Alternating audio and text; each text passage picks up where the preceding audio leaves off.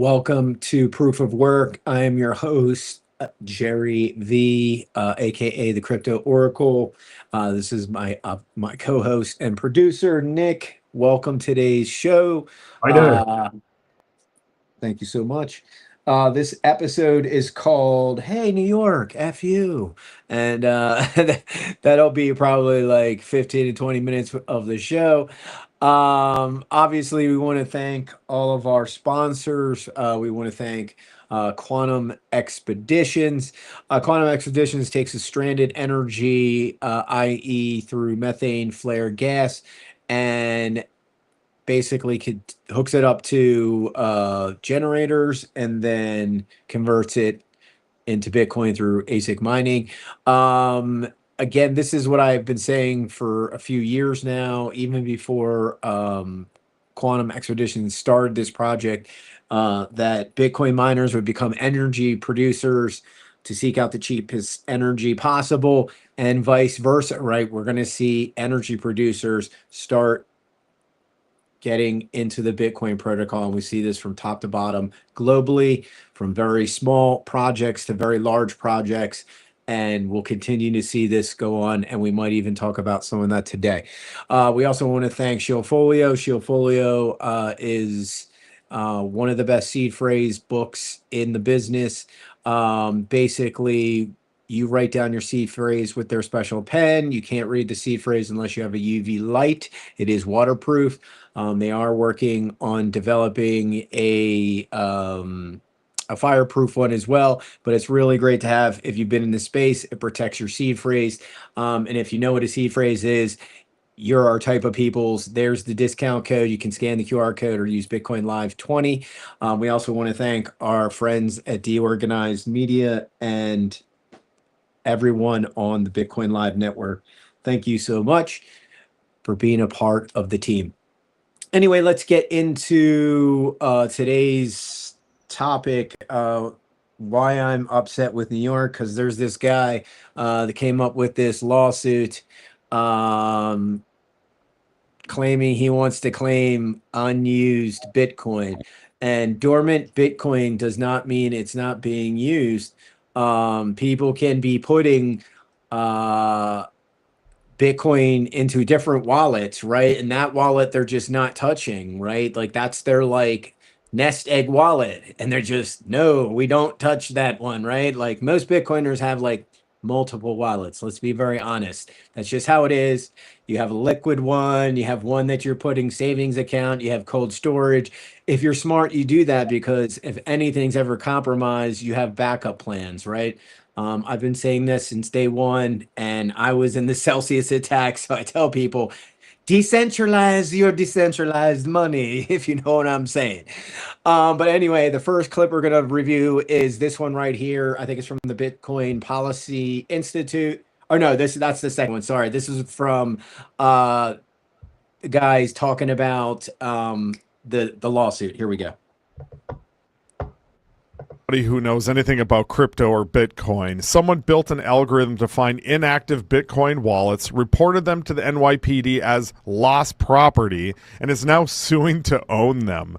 Over 39,000 wallets and 3.8 million in Bitcoin, and it's $286 billion. No private keys, just a court order. The most audacious Bitcoin lawsuit in history.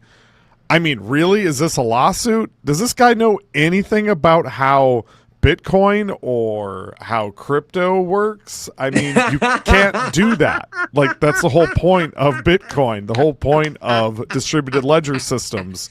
You can't just go in there and say, hey, I own that. Go get that for me. Who can go get it? Who's going to do it? Like, this is ridiculous. It gets funnier. Oh my gosh, the comments on this are great on X. Just like everybody's like, so how can you access them if you win? I mean, you're not going to win because that's impossible. I mean, somebody who put all this together, do they have no idea how this works? I mean, this is just idiotic on so many. Here's a funny one. So the first thing is it shows you, the disconnect between certain levels of technology development, right? Like where this person built this algo and they're probably very technically gifted in development, or they might have used AI. It doesn't matter anymore. Either way, if you don't understand cryptography and the law, you're kind of going to be left like kind of with like no ground to stand on, literally, like literally. And it does get funnier, right? Like, and I said this a couple weeks ago. I think I said this about 7 days ago when I saw this. It's like, hey, buddy, there's this thing called the bit license, right? And let me just read you. This is just search it on Gemini, right? Just so you don't have to put up a link. If you just put what's a bit license, right? Here it is. Bit license is a specialized business license issued by the New York State Department of Financial Services, the NYSDFS, for companies that engage in virtual currency activities. It is one of the most strictly enforced and comprehensive crypto-specific regulatory frameworks in the United States of America. Who needs it? You must obtain a bit license if your company interacts with the New York residents or operates within the state and handles any of the following activities: transmitting or receiving cryptocurrency. Oh, hey, buddy that built this algorithm. There's this law that says that you need to have a special license to actually even receive this stuff, bro. So unless you have this license, the judge is going to say, do you have a bit license? You don't? Yeah, take care. Have a great day. Your case is dismissed. And I'm not joking. I've studied law for a long time. I tell people I've been in a law library, actual law library, I've held law books. I've read con law books and, did cases, for class. So that's it. That is how cut and dry it really becomes because of their dumb law. You can't do what you want to do. Now, California kind of supplemented that because they voted on it, made it law, and they don't have something blocking that law. But what you want to do is for property that's, I think they talk about in the next video, it's like valued under like $100 or less or $10 or less. And they're just like getting all these wallets that have a teeny bit. Anyway, this is this video. If you want to just like go in like 1 minute, I think that's probably when they start getting into it, because I did watch like about 5 to 10 minutes of it when I was doing research earlier this morning. But I do want to make sure that we kind of give the people the detail there. So we'll get into that. We've got some early looks at the American Reserve Modernization Act that was introduced this week by our friend Congressman Nick Begich out of Alaska. Institute and they've got a ton of co-sponsors on that. So really good to see there, and Ken will help us unpack that. There was a little bit of back and forth in our Slack channels this week about this New York lawsuit. And so obviously we've got a New York attorney with us, and Ken, you were weighing in there too. So we'll get into that. That sounds like an insult. We have a New York attorney with us. I don't sure like the way that sounds. It was not intended as an insult, but he did spend some time working in the New York courts. So hopefully he can share some insight with us. Opus 4.8 launched today. We're recording Thursday, May 28th. Always fun to hear what Zach and Ken think about the AI developments. Maybe we'll get Mythos in the next couple weeks. And then we got some fun topics at the end that I'll hold on to for now. So stick around to see if we get to those. Okay, let's dig into it. Zach, let's dig into the BRCA more specifically. I want to look at the language itself. I don't know if you have that pulled up in front of you or if you have it, largely memorized. But, I think the narrative that we've been hearing is that basically the BRCA was not preserved in its entirety, right? And we wouldn't necessarily expect it to be, but that the key sort of details have been preserved. And, the test that we're looking at here is, if there was another prosecution to come down like Samurai Wallet or Tornado Cash, would there be a sort of like higher barrier for a jury to convict on the money service business charge? So can you walk us through that? If someone came up to you and they were like, hey, like, what do you think of this BRCA language that got through? What would you tell them? Oh, I think it's fine. I mean, I think this is more or less the same language we talked about last time. It's the original BRCA Senate version, which is great, plus this addition that it took to get out of committee, which we've talked about on the podcast previously. I think is benign, has a specific intent requirement that I think by the time you've tripped that clarifying language, you're probably also guilty of conspiracy to commit or aiding and abetting money laundering. So the problem is not the language that is in the current version of the bill, which we're in support of. Is that going to survive a full Senate vote? And can you just remind us, what that language is that made it through the Senate Banking Committee markup, and then also what that intent language says? Because I think people are just kind of curious, like what are the details here? Yeah, I mean, more or less, it's if you don't have unilateral. Huh? I said I forgot this was first, but might as well listen because it's interesting. Okay, yeah, no problem. Just tell me when to stop it. You got it. And independent control of user funds. You're not a money transmitter and not subject to criminal prosecution under Section 1960.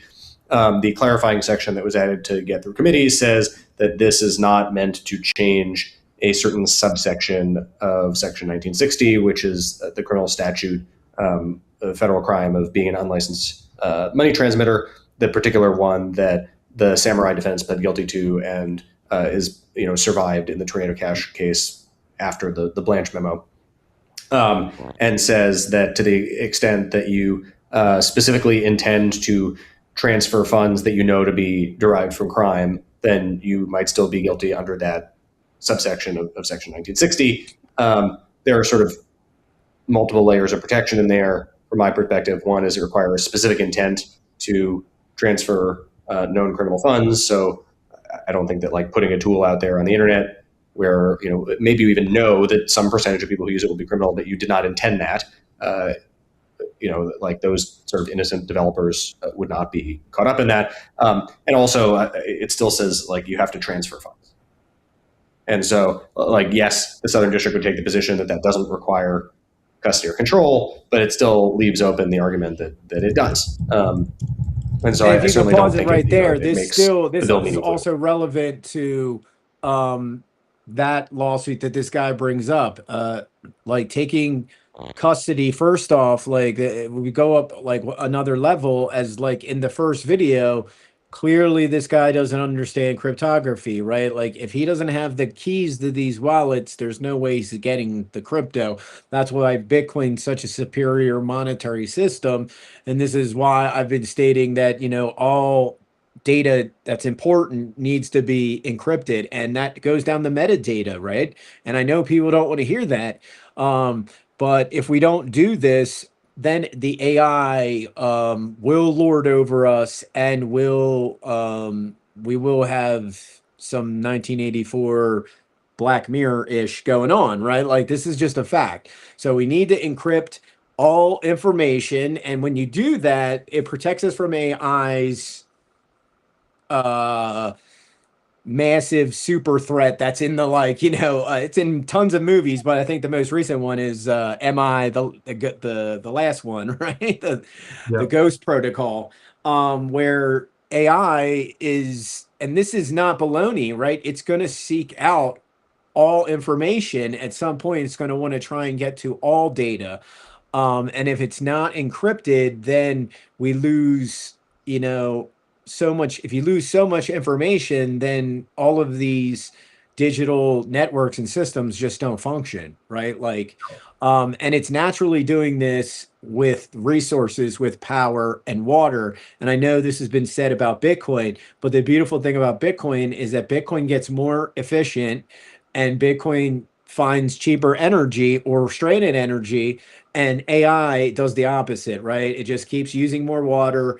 And it's a bigger, like just that video we watched last episode with Mr. Wonderful, where he's talking about like they went from megawatt projects to 100 megawatt projects, 500 megawatt projects to 1 gigawatt, 2 gigawatt, 25 gigawatt, 50 gigawatt projects. Like this is insane, right? Like, I don't know if I talked about the numbers, but in China, they have like, I think we did a little bit, but they have like 400 of these AI data centers, and they're running like, I think like 20 to 30 gigawatts they need to run those.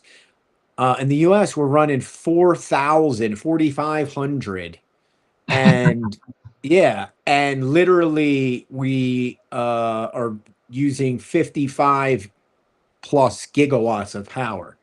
So it's like, is that really necessary? And it's like, no. Bitcoin does the exact opposite. It finds all this cheap energy. It looks for the best energy sources, and it's deflationary against the system, as we've been saying time and time again. And that's the next little thing from Yep. Daniel Batten. Yeah, you can just clip to that right now, because I forgot they get into the New York thing another like 10 minutes into it.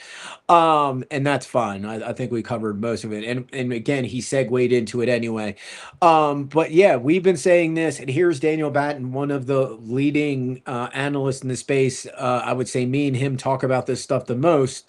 AI data centers will not be able to win grid contracts without being able to be Bitcoin mining data centers, right? Because AI agents will trade using BTC, and AI data centers will need ASICs to balance the load, right? Like, and this is perfect segue into what I want to talk about next, right? Like, I've been warning that this whole AI thing is a big, Ponzi bubble to fool everyone into thinking like this can replace humans for everything. And I've been saying, no, no, no. This is a huge misnomer. Yes, AI will replace a lot of jobs. That's a fact. Is it going to replace all jobs? No. I think doctors will still stick around. The first time some AI kills some people, trust me, the doctors in the world will rejoice, right? They'll be like, yay! They'll be like, yes, hi, doc. Yeah, I'm getting away from that, any telemedicine that I'll go see a real doctor. And when you want to buy something that's not like a click away, right? You want to buy a car, you want to buy furniture. Like for me, like that's what I do in my fiat mining job. Like you don't want to deal with AI with that. Like what you really want to deal with AI? It's like no, you don't. You want to interact with humanity, and I think that we're all starting to see that's the problem with Web 2.0. It keeps wanting to go and push, push, push, push. And Bitcoin's the opposite. Bitcoin wants to pull you back down to earth and slow you down, pump the Yep. brakes, save some money, focus on your family, focus on your health, Focus focus on the on long term. focus on your spirituality, focus on the good things that the light shines on, and stop focusing on the negative things. And unfortunately, this is not baloney, right? I think we've talked about it for months. We're starting to see the very beginnings of the AI bubble pop, because it's close to like over $500 billion to $1 trillion has been invested in less than 20 months. That's insane. That's the entire market, right? Yeah, it's insane. It's insane. And then we're talking about, Anthropic and OpenAI IPOing at like both close to $1 trillion themselves. Phew. But another sign, because I like to look at the spectrum, micro, macro.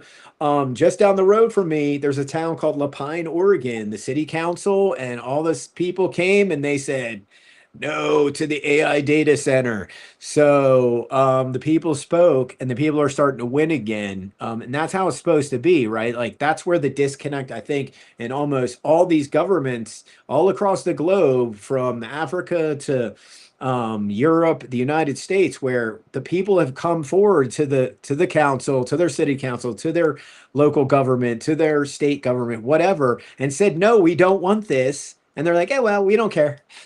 And it's like, this is a huge disconnect. And Bitcoin is the opposite of all of that, right? Like Bitcoin can come into your town, and yeah, you think it's a bad thing until that guy brings in jobs, and he brings in electricians, and now he's bringing his solar people, right? Like look at my buddy Voscoin. That's how he started, right? He started mining like 5 or 10 years ago in his house with some Doge rigs and some ASICs and this and that.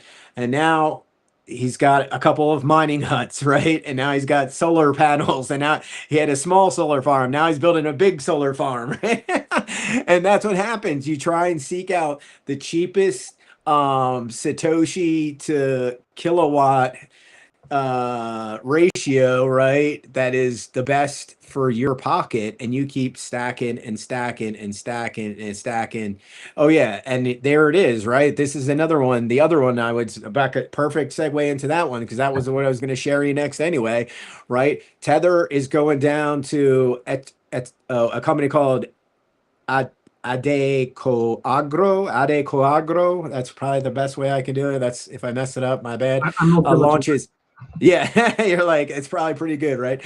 Launches Bitcoin mining in Brazil, and basically they're taking all this, all that like mash that's left over when the sugar cane is processed, and they're taking that and converting it into energy, and then doing what? Oh, mining Bitcoin. Oh, surprise, another application no one thought of, cleaning up this stuff, because people love sugar from Africa to Australia to Europe to the Netherlands to everywhere in the world. People love sugar. So that stuff's piling up to the moon, and now Bitcoin's cleaning that crap up, right? So awesome. And then you make money in the process, right? Again, Bitcoin creates new economies, right? Like, I created a whole new tech sector. Batten actually talks about it, right? Grid security in one of his tweets. The only reason he knows about that. Yeah. Correct. You have contact So, with Batten? because he wanted to be in his class. I just don't have the money right now. It's not a cheap class. It's not super expensive, but it's not cheap. He should pay you. He should pay you. I know. I mean, again, there's some news coming out. I've been trying to hold it back for some time. It's not horrible news, but it's I can't share it at the moment, but I will with you off air. Okay. But I think that's going to lead to lots of good opportunities. But we should start a funding round. So, the QE family and the Bitcoin Life. help pay for my class to being one of Batten's cohorts. Again, he loved my idea. He said, be in my next class, and I just don't have the capital right now. And again, I'll talk to you off camera or off show about it. But again, Bitcoin is far superior to the advancement of human civilization than AI is, right? AI data tools, I think the future, and I said this in the spaces right before I ducked out in the QE spaces, is that, Madi's building his own AI. And I think that's the future, because, perfect segue. Here's that video of Jimmy Dore, and we'll get right into that like right now. The compute fees are just getting off the charts, right? So what does Microsoft say last week? Oh, stop using AI. Oh, how? Who's right again? Shocker. But did I give you the right one? Yeah, there it is down there. But yeah, so just watch this video, and of course, most of my predictions coming true. We'll just hit roll the clip. Microsoft just banned. Get this.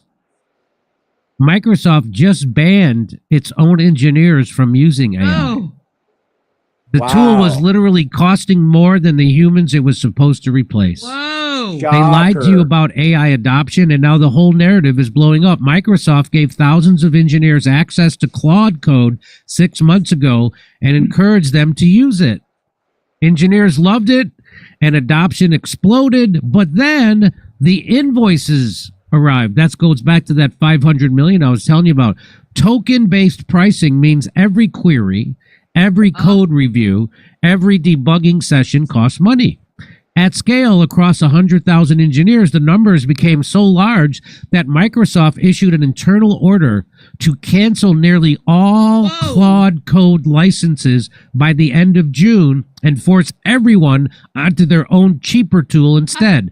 The company that invested $5 billion in Anthropic just told its own people to stop using Anthropic's product because shocker. it costs too much. Uber story, even worse. Their CTO, Praveen Naga, told the information that the budget he planned for the full year was blown away already by April. Uber had rolled out Claude Code in December of 25. By March, 84% of their 5,000 engineers were using it, with 70% of all committed code coming from AI systems. Heavy users were burning $500 to $2,000 per month each. Naga himself spent $1,200 in a single 2-hour demo session. The company had even built internal leaderboards ranking engineers by how much AI they use. They literally gamified the spending and then ran out of money. Now look at what NVIDIA's own VP of Applied Deep Learning, Brian Catanzaro, said to Axios last month. Direct quote: "For my team, the cost of compute is far beyond the costs of the employees." Oh, I'm sorry. What's that? This is a VP at the company that sells the chips saying that using AI is more expensive than paying humans. Think about what this means for the entire AI narrative. Here's an analogy. Here's a good analogy, Jimmy. Okay. The tech companies are forbidding their employees from using AI. Here's a good analogy. When Pfizer exempted their employees from vaccine mandates, the scales are always for us. The marks out here. We're the ones that get scammed. Internally, it's always too expensive for them. Or in fact, they don't want everybody to get, blood clots and myocarditis. Maybe that's what's going on at Microsoft. A great analogy. He took a hard right on there. We'll stop it there because that's a whole different topic, and we've gotten into it a couple of times, but that's not our cup of tea. And even though I probably agree with more of what they were about to say, it's just proving my point. The cost of compute is getting out of hand because, as we talked about, I think a few episodes, as Andreessen says, we get these AI zombie people, right, that get so obsessed with AI and building this application that nobody needs in the universe, and it's only a couple hundred lines of codes, but then he's got 5 agents building 5 other applications that people, this stuff's going to change the world, right? And yeah, maybe one out of every couple of thousands of those applications, it comes to market or people adopt, whether it's decentralized or not. But that's the way I think everything needs to go, right? And that's why we talked about that encryption app that the guy built on Bitcoin, right? That becomes a very useful tool. If you have shitty cybersecurity at your company, which in the United States and Europe, many do. This is something you might want to adopt, right? Figure out this program and use it, because it sounds like, I don't know if it's a pay for service yet, but it probably would be some Satoshis and you can encrypt this file, right? And then if you don't have the keys, you can't look at that information. And that's what people don't understand. AI doesn't get through that. Cryptography can't be broken by quantum computing yet, right? Again, I don't know how many times I have to stand on my little soapbox until you get a computer that can get somewhere to manage 500,000 to 5 million qubits. It's somewhere in there. Nobody knows the number, right? I'm just being honest. As somebody's the techno analyst, right? Nobody's really sure, but the best one we have is 10,000, and it can only run for 20 minutes, right? Everything else will be broken before 256 cryptography gets broken with the best supercomputers, quantum processors out there, right? This is just a fact. I don't know how many times I have to say this. Your bank accounts would be zero like that if some supervillain had a quantum processor that could just get to 20,000 or 50,000 qubits. He could just drain every JP Morgan bank account in 10 minutes, right? 5 minutes, maybe less. And Bitcoin would still be they would be oh, we can't crack that 256 SHA-256. No, you can't.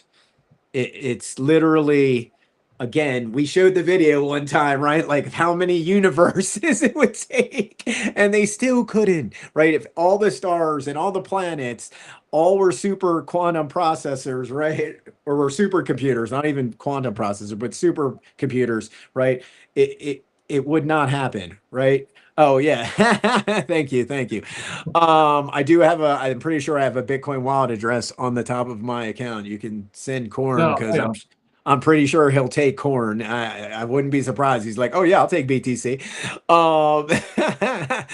Um, and yeah, and if you want to donate to that wallet, remember I lost a whole Bitcoin to the Celsius incident, right? Like, so any donations always greatly appreciated, because Mashinsky got most of my crypto savings, even though I still protected myself because I had other wallets out there. I had a lot of assets in my Celsius account. Anyway, oh yeah, I think it's yeah, that one up top. If you click on that picture, that's an address to one of my cold storage wallets, and it goes right to one of those cold storage wallets. And yeah, and those donations greatly appreciated for anyone watching.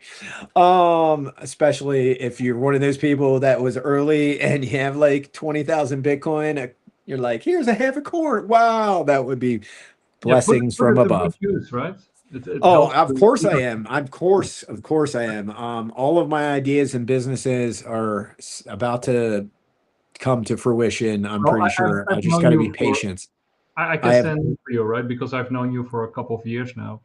And you are usually way, way ahead of most of these developments. So, Oh yeah, I have multiple businesses from my Bitcoin apparel company that I want to build, right? I already have prototypes of those.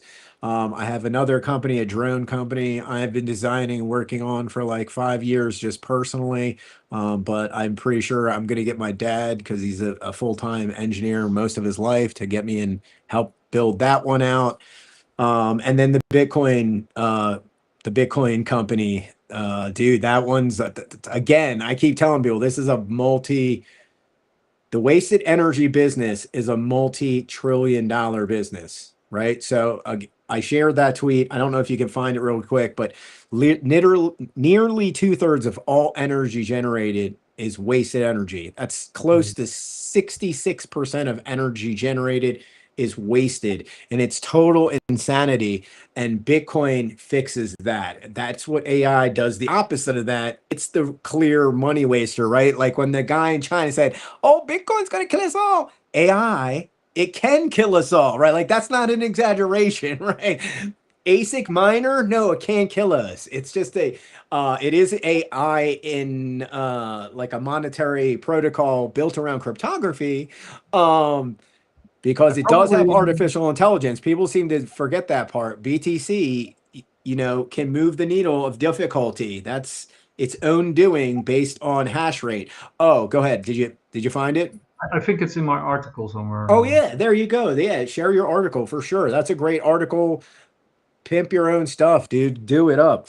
But yeah, man, I mean, this is the future. Again, I don't know how many times I gotta stand on my soapbox and scream from the mountaintops.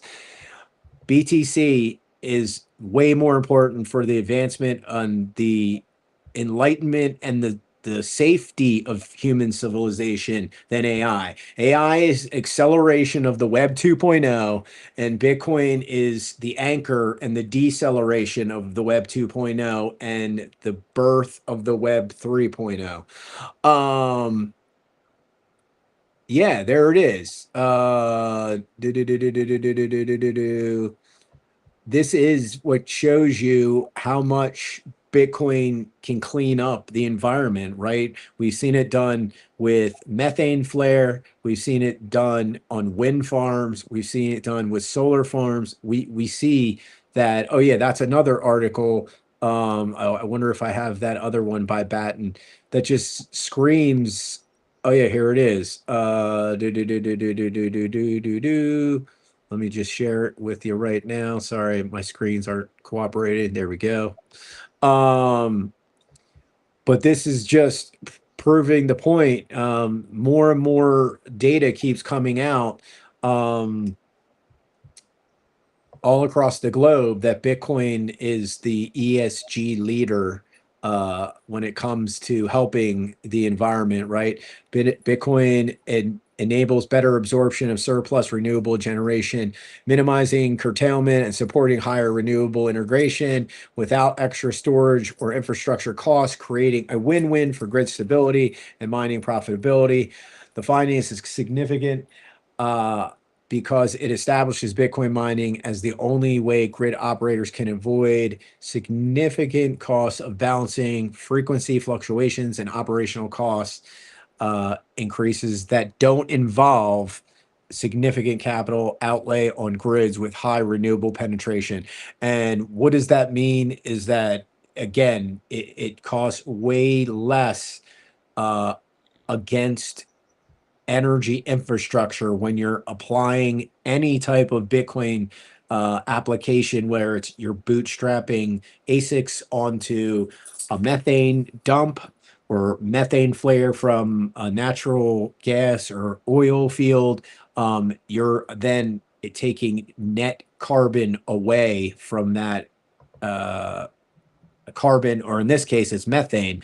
And methane can be a way bigger pollutant than carbon can, especially in places where there's not a lot of trees, right? If you have an oil field in the middle of West Texas and there's not a lot of greenery around, well, that carbon is being absorbed directly into the dirt instead of the plants that could be sucking it up, right? So if you're a Bitcoin miner and you come into that town, well, you're cleaning the air. You're literally cleaning the air. And the more and more the energy companies around the world figure this out, again, Bitcoin's not going to be $1 million, right? It's going to be closer to 100 million to 1 billion in the next 10 to 20 years. This is just a fact, and we're on the precipice of that right now, right? If you can, I wonder if I can. Oh, I think I can. I think I might have it. Give me a second. Let me see. I think I can just do this. And let's see, copy. I can send you this link so we But can just look at it because something Yeah. happened, right? No problem. You're gone. When we're talking about Bitcoin's. I think you're saving energy. Oh, geez, sorry. There we are. When we're talking about Bitcoin's energy operations, right, we're always talking about hash rate, and that's the link to Coin Wars. If you could just like if you go to the 3 lines in the top right, you should see Bitcoin hash rate chart. And if you go to a 6-month chart first, if we look at that, we can see there's been some kind of pullback in the last month or so. You can see that dip down to the right there, and it's recovering. But look, we're almost back to a Zeta hash already, right? Like people are like think the sky is falling, and it's running like nearly at a Zeta hash still, which is an insane amount of power. So again, most of the OGs, I would think, are in concurrent that Bitcoin's undervalued by a lot, even with that dip. If you zoom out to a yearly chart, you can see it's like barely a blip on the screen. I think, yeah, it's right there. The lowest was, yeah, that's I think an all-time one or a 5-year one. The lowest in the last, I think, 6 months was January 25th of this year, and it was like close to 698 or something like that. Yeah, that's correct. But something happened, right? So we did see hash rate drop. So that's usually telling me we are going into summer. That could be there was a heat wave going through West Texas, and some of the bigger mining operations were asked to go offline. It could have been due to weather in other parts of the world. Not sure. But it is what was it? It looked like it was really close to the end of the month going into the next month. Sometimes mining operations shut down for a few days, right? Just to save an electricity. They wait for a difficulty adjustment to come, and then they click back on, right? Some people do that. It's just how it is. But clearly the hash rate is recovering. I think all of this, and we'll get into that next right now, all of this drama that we've been experiencing when it comes to the Michael Saylor moment of the week that everyone dreaded, and most of us said it would happen at some point. Where is it? What you do about nothing. Oh yeah, let's just let's just lead with this because it's funny. Oh, Cramer's such a drama queen. But yeah, play this clip from Cramer. Yeah, wait, I'm pulling it up now. Here we go. Did I put it up? Yeah. You know, Saylor killed. Yeah. You know how Scott Pelley said that 60 Minutes was murdered by this team? Yes. You think Bitcoin was murdered? Saylor by Saylor. Saylor murdered. They sold. It was a matter of a few million. He murdered. Is there no? Yeah, the sound is super It's soft. not working. The sound is. Oh, your mic's off too. Oh, sorry. Yeah, it's my. That's on your end. Wait.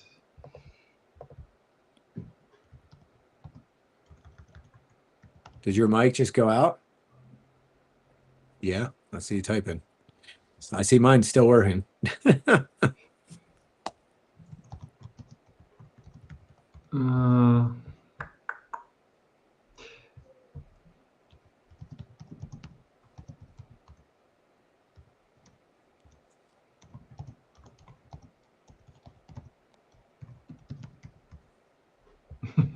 Some technical difficulties.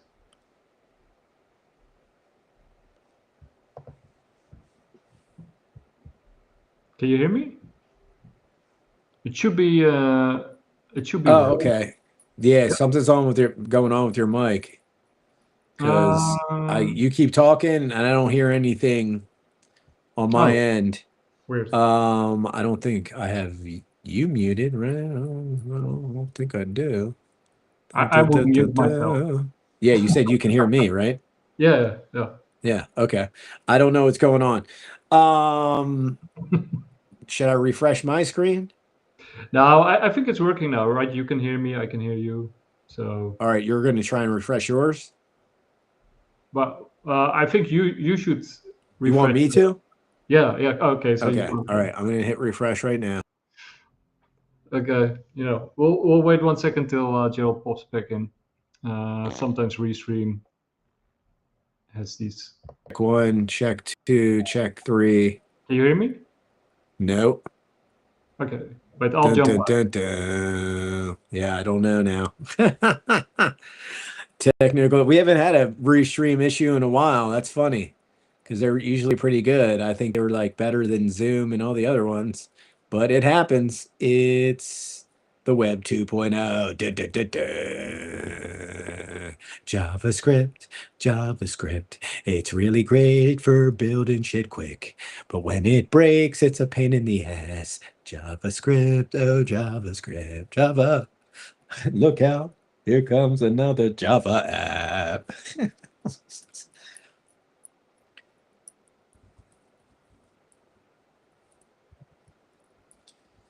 you hear me? No. Yeah, I don't know, dude. It's so weird. Yeah,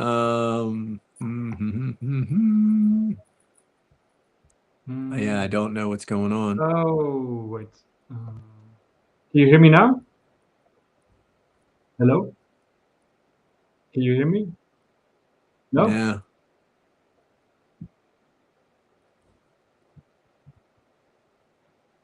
Oh, you're going to chat. All right, no worries. But yeah, like you're trying to play a clip. Now we can't hear the clip. But anyway, Cramer's like, Saylor has killed Bitcoin. It's like, dude, are you kidding me? Now we got Cramer saying Bitcoin is dead, right? Like that's what he's saying in his own inverse Cramer way, but don't. No, Bitcoin's not dead. Saylor didn't murder Bitcoin. Let's be very clear. MicroStrategy's Bitcoin bank is like over 750,000 Bitcoin. He sold 32. Someone called me an idiot for saying this in the space, and then Madi agreed with me. So who's the idiot, bro? Who's the idiot? He was just doing this for two things: liquidity, right? They obviously needed some cash, but to also prove a point. If he really needed a lot of money, why wouldn't he sell way more? Because the price was at 74-ish or 73.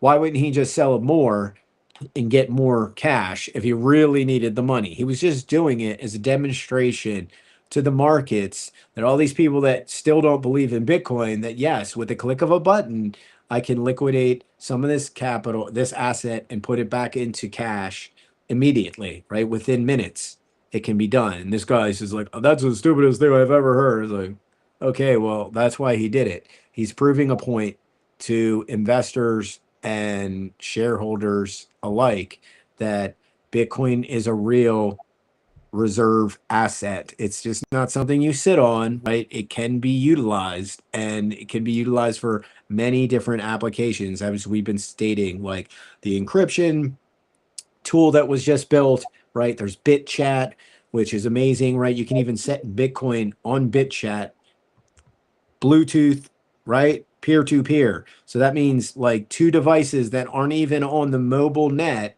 could do a BTC transaction, right? Like this is amazing stuff.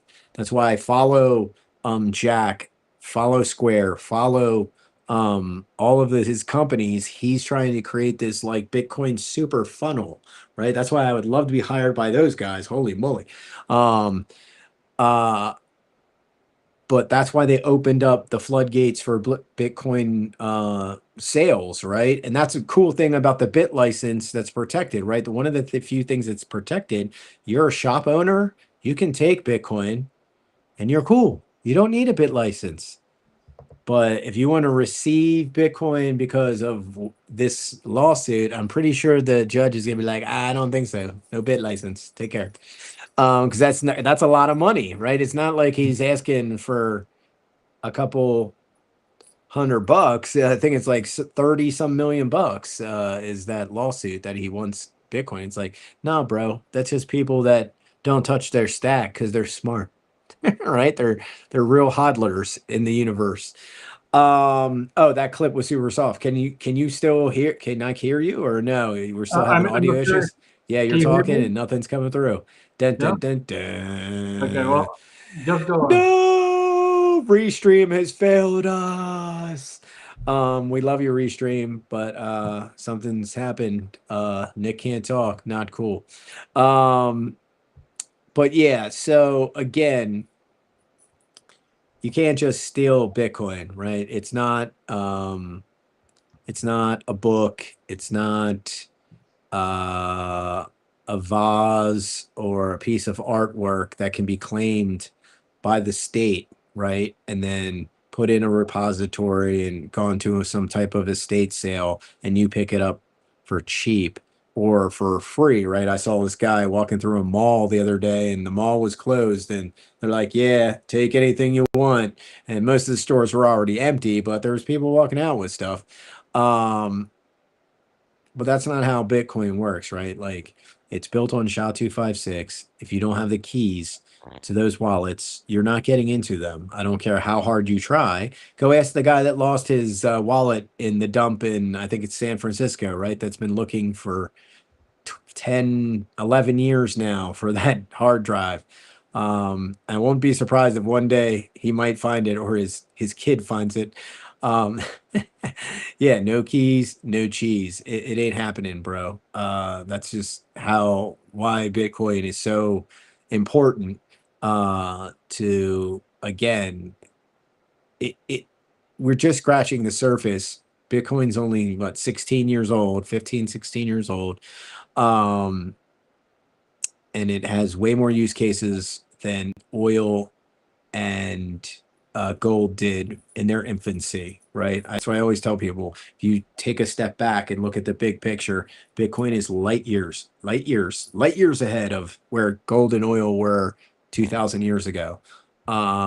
and it's going to continue this acceleration. We're in the deceleration mode because we have seen a lot of outflows from the ETFs because people saw Bitcoin keep doing this, right? And people panic. And that's where I see a lot of the panic is from the new investors and outflows from the ETFs.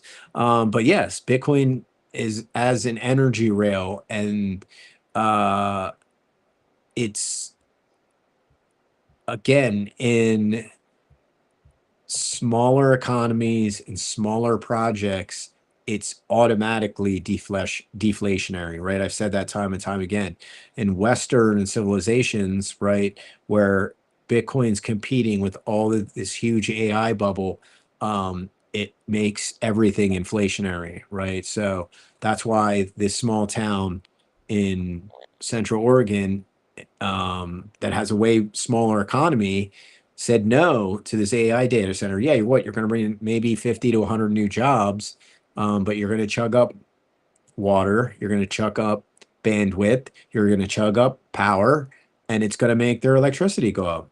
This will happen, especially in those scenarios where you apply Bitcoin into that smaller economy and the opposite happens.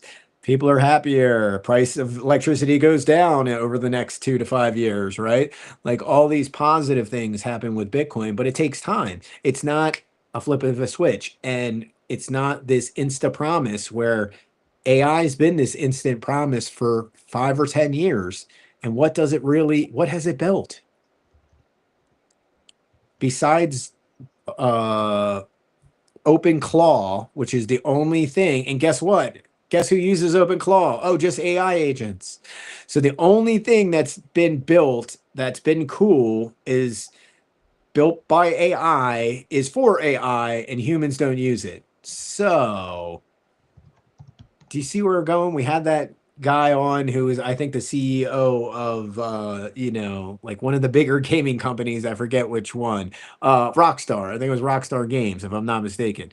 And he said, yeah, he said that we're in 100% concurrent. AI can make a million versions of a Monet, right? AI can make a million copies of GTA 6, 7, or 7, 8, 9, 10, whatever, and make a clone of it. But who's going to play it, right? It's the same thing with Bitcoin. There's going to be all of these derivatives of Bitcoin, but there's only going to be a few chains that are used every day.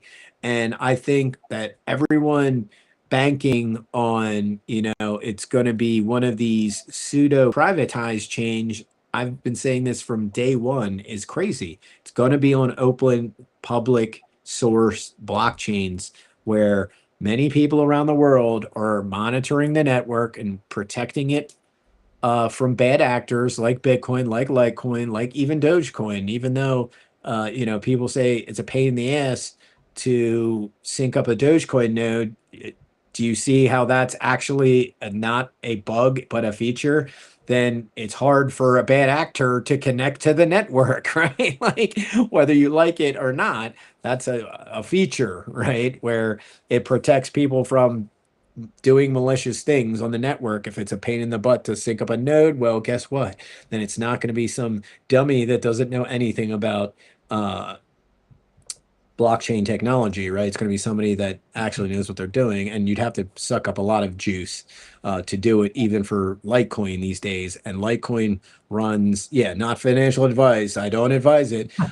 Still not illegal, right? Until they pass this Clarity Act, all this funny business going on is still going on. And that's, I think we're seeing the death throes of that as well, with Michael Saylor, dumping a little bit of Bitcoin. By the way, 32 is not a lot for somebody who's got like close to 1 million Bitcoin. Again, if he really wanted to signal to the markets that needs a lot of money, he could have sold like 10,000, right? And gotten a couple $1 billion, or how much, I don't even know what that is, but you know where I'm going. He could have sold a big chunk to make a point. But he sold a teeny bit just to show how liquid Bitcoin is. And then the price tanks. Well, he can buy it back now at a cheaper price. And now he's going to play the Bitcoin slide game because he knows how to play it. Oh, surprise. He can just do one little thing and scare all of you little noobs into selling $100 worth of Bitcoin or 1,000 or 10,000 bucks worth of Bitcoin. Then he'll do it. And why not? He shakes out some weak hands, and then he gives all the true believers some cheaper Satoshis, right? Every time there's a day that Bitcoin's below 100K is a gift from God, right? Let me repeat that. Every time Bitcoin is on 100, below 100K is a day and a gift from our Lord and Savior, because the Satoshi to dollar ratio is amazing. Sub 100K. As soon as you get to above 100K, you're not getting nearly as many Satoshis per your dollar, right? I don't know how many times I have to say that. And when you're buying even $20 worth of sats at 60 some K is awesome. As soon as you get to 100K, you're like, whoa, that's way less Satoshis. Yes, yes, it's called math. That's why it's called math money.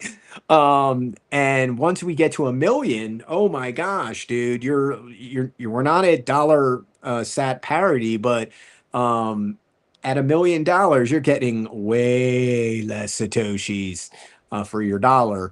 And that's why these days, anytime you have an extra 10 or 20 bucks, I'm convincing myself to go buy 20 to 50 bucks worth of Bitcoin after this. Not financial advice, right? Obviously, but yeah, it's not going anywhere as we see new economy after new economy after new economy after new economy figure out what the US. Yep, stack sat, stay humble, hodl. Exactly. What the US, what a lot of people in Europe, a lot of people in Australia, a lot of people in South America have figured out is that Bitcoin's going nowhere. It's not going anywhere. It's been through way tougher times than this. We just looked at a hash rate chart. It's literally sitting at like 980 exahashes, right? Like that's like a hair, a hair under a zettahash again. And everyone's like, this guy's falling. No, it's not. You're panic selling for no reason. And it's to your own detriment. And you're going to learn a valuable lesson because all the other markets are pumping right now and Bitcoin is doing the opposite, right?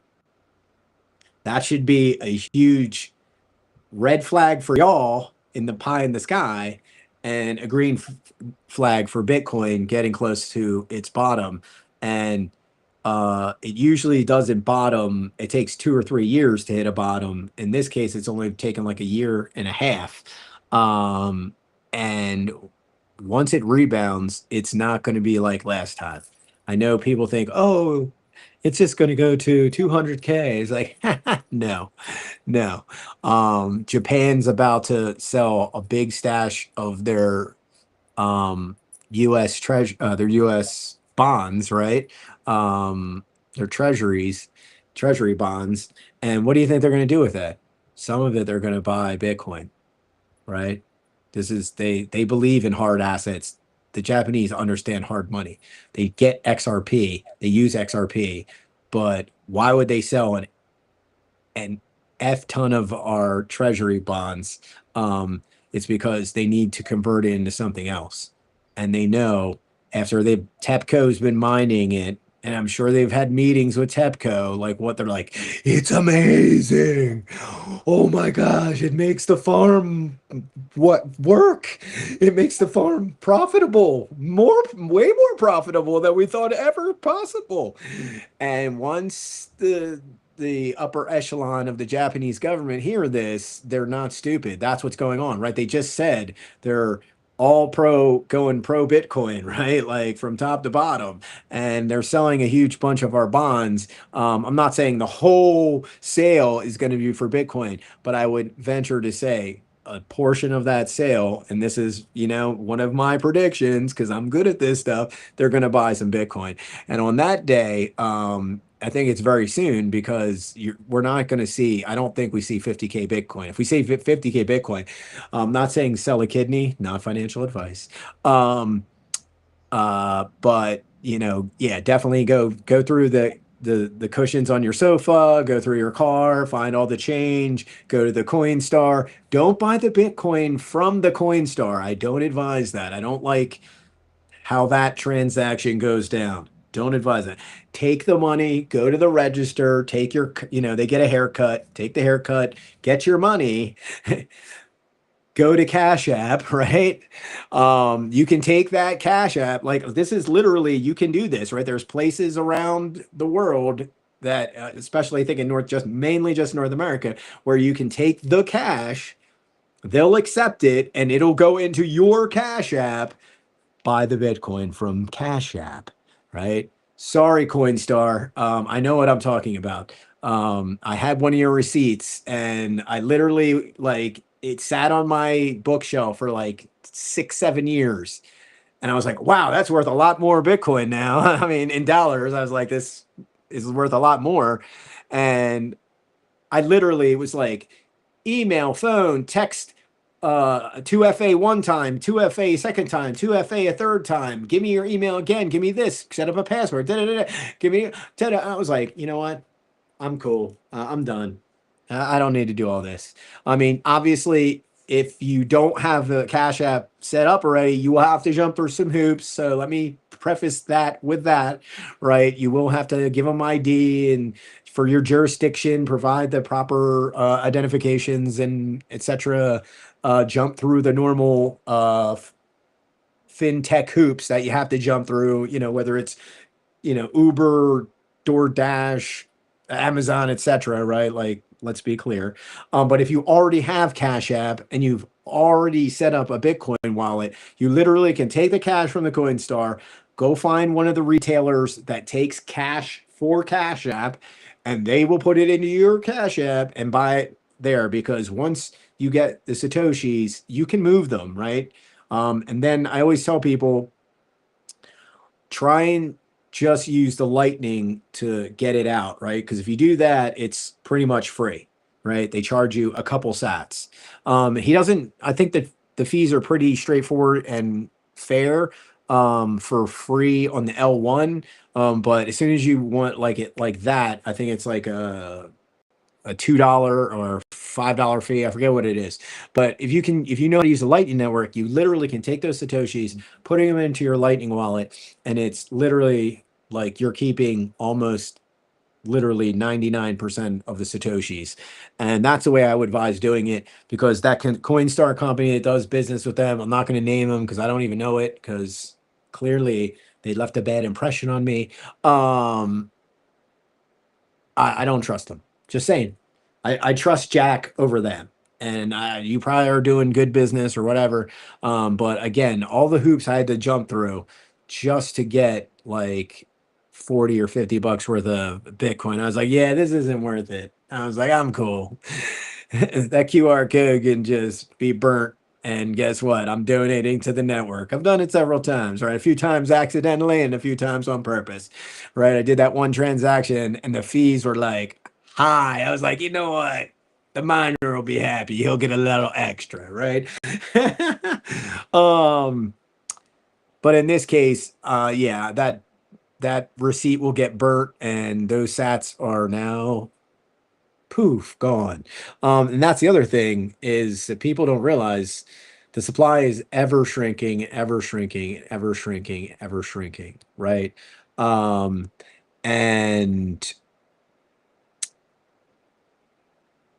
at some point, we're going to hit this crux in the supply where it's way below 200,000. I would say well below 100,000 liquid, right? It might even be below 50,000. That's liquid on all the exchanges, including like, Cash App and all these other places.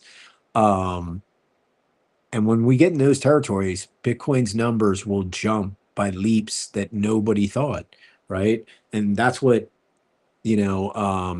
Samson Mao is talking about, and Adam Back is talking about, and we're right before those times, right?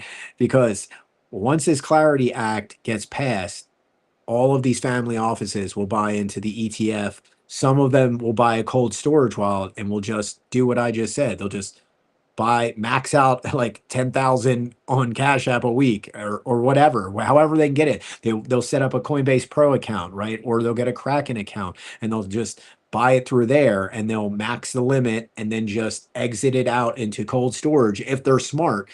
That's what's going to start happening because the demand is the lowest it's been in a long time.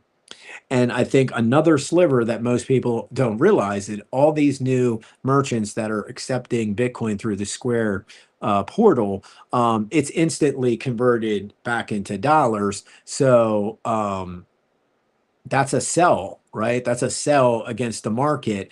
And even though, it's some taco stand in Northern California, and it's like maybe $30 worth of Bitcoin, that's not going to damage the market. But if it's a big like brewery that had like $10,000 in sales that week in Bitcoin and that's got converted, all of those sells add up to downward pressure on the price as well, until people start to realize you don't want to be selling Bitcoin as Bitcoin's going down, even though I've done it too. We've all done it. You want to be selling Bitcoin when the price is going up. So if you're actually spending your Satoshis, right, you want Bitcoin to be at 500,000, 200,000, 150,000, because now your Satoshis to whatever, to dollar ratio is in your favor, right?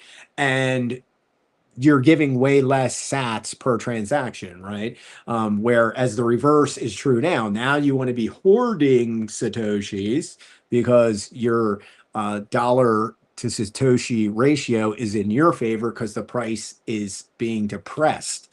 And that's, the best thing I could tell the new people in the space, get away from the ETF, right? We don't know how many times we have to tell you this. You're a secondary class citizen in the Bitcoin universe if you're holding MicroStrategy, if you're holding one of these secondary products. That's cool, and I hope that you're benefiting some way from those products, but you're not holding Bitcoin, right? Let's be very clear. Holding even Lightning Network is more real Bitcoin than your ETF, right? Like it's just, to me, again, I get it. It's a legal thing for a lot of people. They want to see that it's backed by some big financial institution, but you can just buy the real deal, right? It's just like gold. When you talk to real gold people, are like, no, don't buy the gold ETF. You buy gold, right? You buy gold coins, you buy gold bars. Oh yeah, that's perfect segue into things I didn't think I would hear in the news this year, right? So this is out of left field, but we might as well bring it up, and I'm sure you can find it. So a top CIA analyst and executive was found to have a whole bunch of gold bars at his house. Oh, boom, shocking. Proving that we do need to audit the Federal Reserve and find out how much is really there, and then revalue it at the $4,000 plus per ounce. I think 44 was the last price I saw per ounce, and there we go. And not the $40 announced that it was valued at some 50 plus years ago. But yeah, here it is. I'm just gonna zoom in a little bit because I can't really read that tiny. The writing's even tinier on my screen. Thank you, sir. CIA officer convicted of U.S. Convinced U.S. government to give him 40 million in gold bars, and then they wound up in his possession. Oopsies. Yeah. Again, the government does this all the time, where they say that whether it's, your local Philly PD or New York PD or FBI, or in this case, the CIA, they will give them access to money, whether it's cash or gold, to do some type of sting operation, right? And that's what he was saying he was using it for. And then again, it winds up at his house. Oopsies. Just $40 million. I think it's like a couple hundred bars, if I calculated right. I thought it was 100, but then I did the math, and I think it was like 300 gold bars, roughly. Oh, that's all. That's all. And it's just insane to me to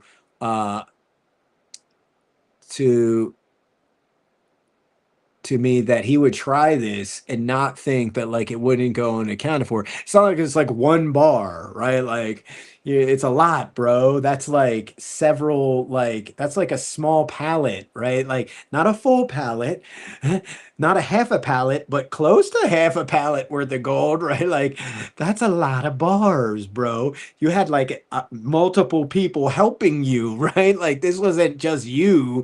Like there's no way just you did this. I'm almost positive on that one. Just saying, government people. Not trying to dime anybody out, but I'm a smart dude. But yeah, again, this just proves why Bitcoin is the superior asset. It can't be smuggled away, right?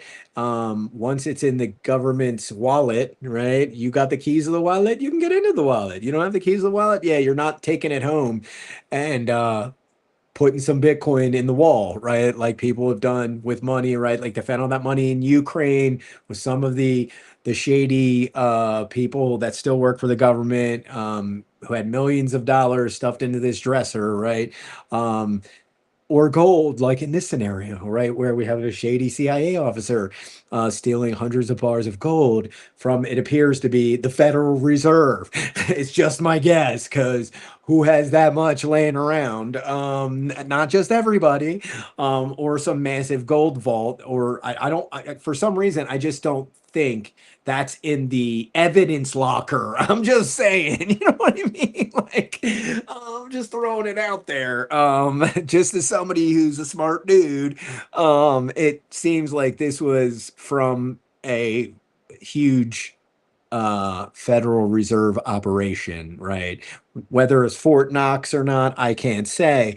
But I would imagine it was one of the Federal Reserve banks where this gold came from, because again, it wasn't 2 bars, right?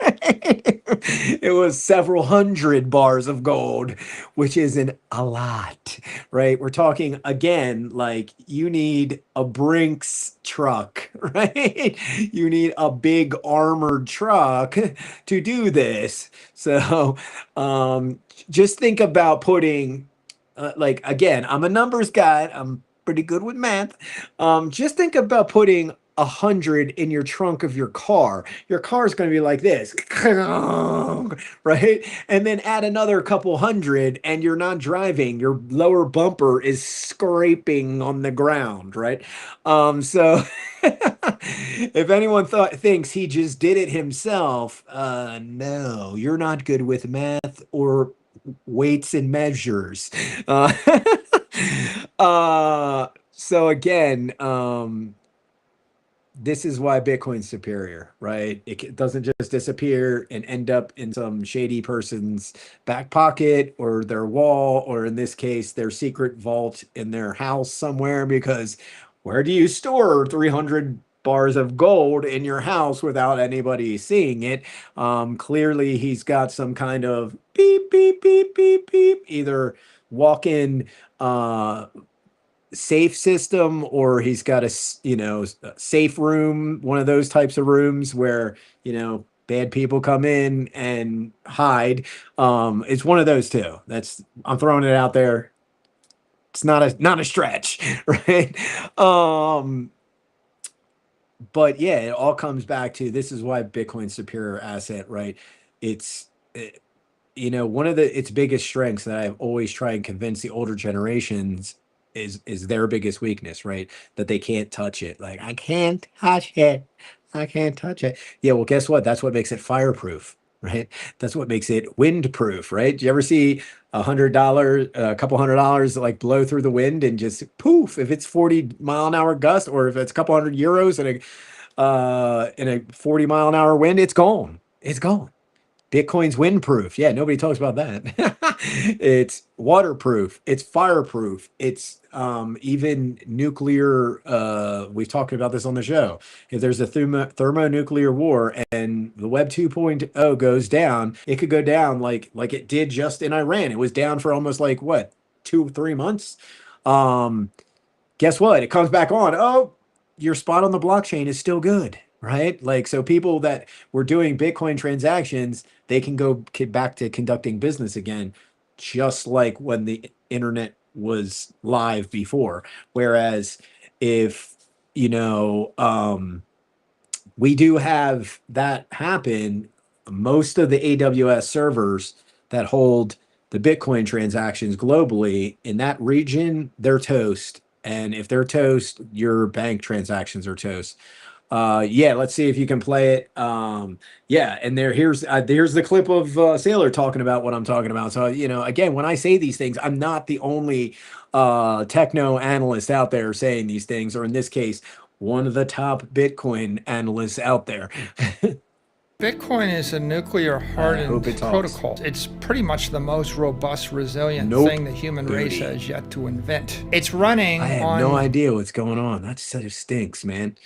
But yeah, let me see if I can find that clip. And oh, that's right. I can't share the same way on this dang iPad. That's the crappy part of Restream on the iPad. Dag nabbit. But yeah, anyway, it's that time anyway. It's like it's almost 20 after the hour. It's been like an hour and 15, and we have had a few technical difficulties. Nick's mic went out about 20-30 minutes ago. But not a huge problem because I can keep talking ad nauseum about anything technical because I love the space and always will. Yeah, be safe out there. There's always, you know, these scams going around, right? I've been warning for years that all these SMS networks have been compromised. So anytime you get a text, be very safe. Right now, there's AIs doing deep fakes, so be safe. I just heard this one, a great tip from somebody that this young lady I saw on TikTok. You know, if you have you know, young kids or you're taking care of anybody and they want to use that against you with a deep fake saying they have kidnapped this person, you know, have some type of safe word or code word within the family that you know it's real or it's fake, right? And because this has already happened multiple times. Let's be very clear. AI is going to start to get crazy with these deep fakes and criminals using them to say, you know, we have your grandmom's funds, or we have your grandmom, or we have your daughter. We kidnapped your daughter. I just heard this one where this guy said there was a guy, it was a Bitcoin ATM scam.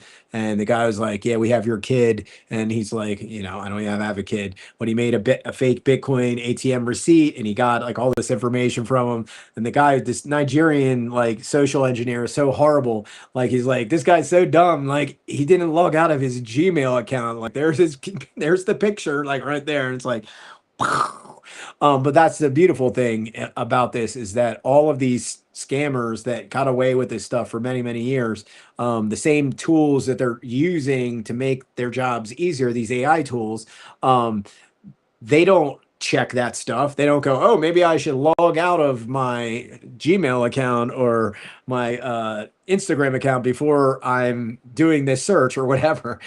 No. So they're going to expose a lot of these criminals, and then AI cybersecurity will just find these people even that much faster, especially in the data industry. But it's just, you know, be safe out there, have a code word, because these kind of scams are becoming more prevalent where, like I said, they say they have your grandma or they have your loved one and they really don't. That person's safe somewhere at work or somewhere on vacation or somewhere where you can't contact them. That's where it's mostly happens, where you're not in communicating directly with that person at that point in time, and they bank on your gullibility that, you know, this deep fake, whether it's an audio or it's an audio with visual, that they're like, they have them. So have that code word and be safe out there. Oh yeah, help me get into Batten's class. The next one's in July. I don't think I'm gonna be making that one. If I can, cool. If I can't, no big deal. I'll make the next one. But that Bitcoin company, like I said, I have a few other companies I want to build first. I know it's ambitious, but in this day and age, with the right team and the right tools out there these days, I think anything can be accomplished. I just gotta get some time and some space, and that's where we're at. But yeah, if you want to donate, that's one of my Bitcoin wallets, one of my cold storage wallets. That's the address right there. Obviously, my little PFP NFT blocks the address there, but you can just click on the actual picture of the background picture, and yeah, then it gives you the full address right there. There it is. If you want to donate, I love it. It's always appreciated because we're all trying to help each other make advances in technology in the space. Thank you again to all our sponsors: Shieldfolio, Quantum Expeditions, The Organized Media, Bitcoin Live family, and again, thank you to my producer and co-host Nick, always for hanging out and doing all the tricky stuff behind the scenes. And have a great week. Take care. Again, stay safe, stack sats, stay humble, hodl, peace.